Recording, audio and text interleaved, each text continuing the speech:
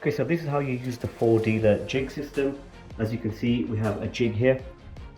It's got all the graduations at the top and at the bottom.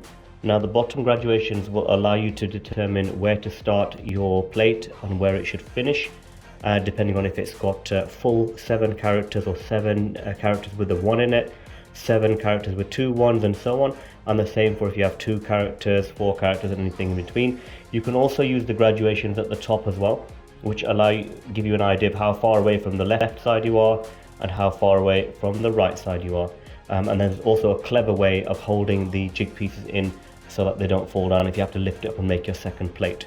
So that's the jig itself. Then the jig inserts, very clever system again. So these are perfectly shaped. They have arrows on them which you need to be aware of. They're the ones that point to the graduation scale at the top and at the bottom. Therefore the full digits, and then you have some spaces for the number 1, which is obviously thinner with a 14mm stroke, and then for a group gap to allow you to have 33mm between. So today we're going to be making the number plate which says plates, PLO3TES. So if we just take the plate and put it behind the jig. Now the jig itself has like an insert so that this won't move once it's in.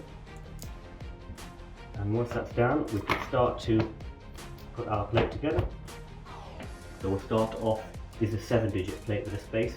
So this arrow here is going to be in this position, and I can do the rest of the plate.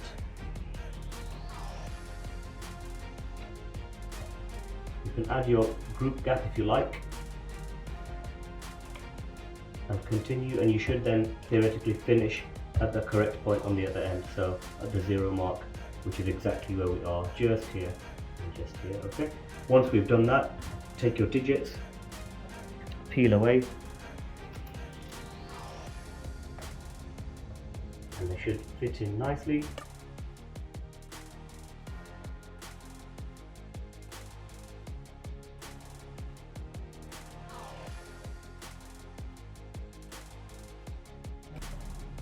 There we have it. It should be stuck down nicely. You lift your jig away, and now that's usable for your second plate, and that's your plate made.